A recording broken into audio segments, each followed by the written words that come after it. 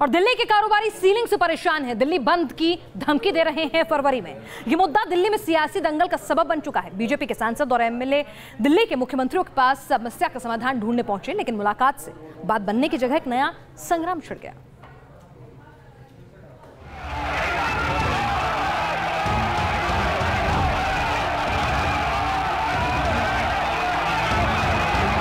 ये ऐसी समस्या नहीं है जो कि प्राइवेट में बंद कमरे में समाधान होना चाहिए।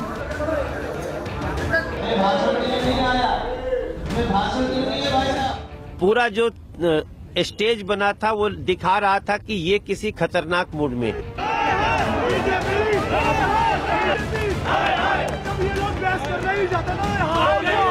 मुझे लगता है कि दिल्ली की सरकार दिल्ली के व्यापारियों के लिए सीरियस नहीं है और सीलिंग को रुकवाने में सरकार का कोई इंटरेस्ट नहीं।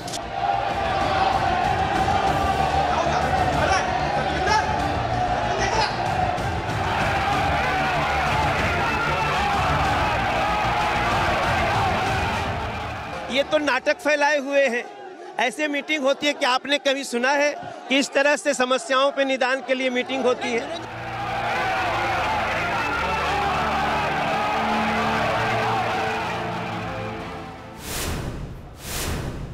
सीलिंग पर व्यापारियों को मरहम लगाने के बहाने हुआ हाई वोल्टेज ड्रामा, क्योंकि सियासत चमकानी थी। दिल्ली के कारोबारियों की समस्या पर समाधान दूर दूर तक निकालना मकसद नहीं था।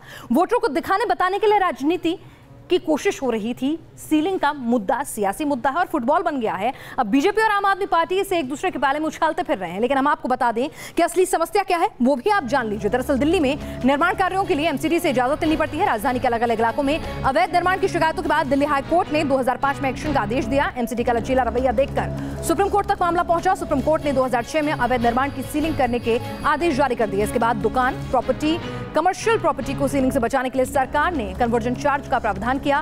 कारोबारियों का आरोप है कि कन्वर्जन चार्ज बहुत ज्यादा है, जिसकी वजह से कई कारोबारी चार्ज नहीं दे पा रहे हैं और अब सुप्रीम कोर्ट की मॉनिटरिंग कमेटी की देखरेख में ऐसी दुकानों को सील किया जा रहा है। कन्वर्जन चार्ज न देने वालों का निर्माण अवैध होने पर उसे गिराने के आदेश भी है। नगर निगम की इस कार्रवाई को मास्टर प्लान 2021 का हिस्सा बताया जा रहा है, लेकिन इसको लेकर आम आदमी पार्टी, एलजी और केंद्र सरकार पर सवाल दाग रही है और बीजेपी के एमएलए केजरीवाल सरकार को ही कटघरे में खड़ा कर रहे हैं। एक तो लोकल शॉपिंग सेंटर्स का एफएआर 180 से 300 करना है, ये एलजी साहब ने करना है। Conversion charges local shopping centres के they should be brought down to that of notified commercial roads, ये भी एलजी साहब ने करना है। Rates for FAR for basement and conversion charges should be notified immediately at par with the upper floors, ये भी LG साहब ने करना है।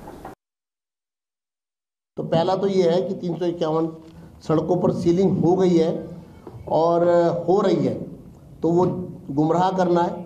और इन 351 सड़कों पर जिस पर लगभग 25,000 दुकानें आती हैं करीब करीब, इन 25,000 दुकानों को राहत देने का काम दिल्ली सरकार को करना है, क्योंकि उसका नोटिफिकेशन दिल्ली सरकार को करना है। चलिए, केजरीवाल साहब कह रहे हैं सब कुछ एलजी साहब को करना है, लेकिन वो फिर मुख्यमंत्री बने किस लिए थे? बहरहाल सीलिंग का मुद्दा गरमाया हुआ है। इसके लिए सभी दल सीलिंग का विरोध कर रहे हैं, लेकिन इसे रोकने के लिए जुबानी जमा खर्च से ज्यादा कोई भी कुछ करने को तैयार नहीं है। एमसीडी पर बीजेपी का कब्जा है और उसका दावा है कि दिल्ली का 351 सड़कों को कमर्शियल गतिविधियों के लिए अधिसूचित करने का प्रस्ताव दिल्ली सरकार को भेज दिया, यानी कि उन्होंने गेंद दिल्ली सरकार के पाले में डाल दी है। एमसीडी में स्थायी समिति के अध्यक्ष भूपेंद्र गुप्ता का दावा है कि यह मामला दिल्ली सरकार के पास फरवरी 2017 से लटका हुआ है। केजरीवाल सरकार का कहना है कि मुद्दा 351 सड़कों का ही नहीं है। यदि एफआईआर बढ़ा दिया जाए और कन्वर्जन चार्ज माफ कर दिया जाए तो कारोबारियों को राहत मिल जाएगी। इतना ही नहीं, दिल्ली के तीनों एमसीडी कारोबारियों को राहत दिलाने के लिए सुप्रीम कोर्ट में याचिका डालने की तैयारी में है, तो दूसरी ओर केजरीवाल सरकार भी सुप्रीम कोर्ट जाने का मन बना चुकी है। लेकिन सवाल इस सबके बीच यही है कि आखिर सीलिंग पर अगर वाकई राजनीतिक पार्टियों को कारोबारियों के हितों की चिंता थी तो फिर यह कदम पहले क्यों नहीं उठाए गए?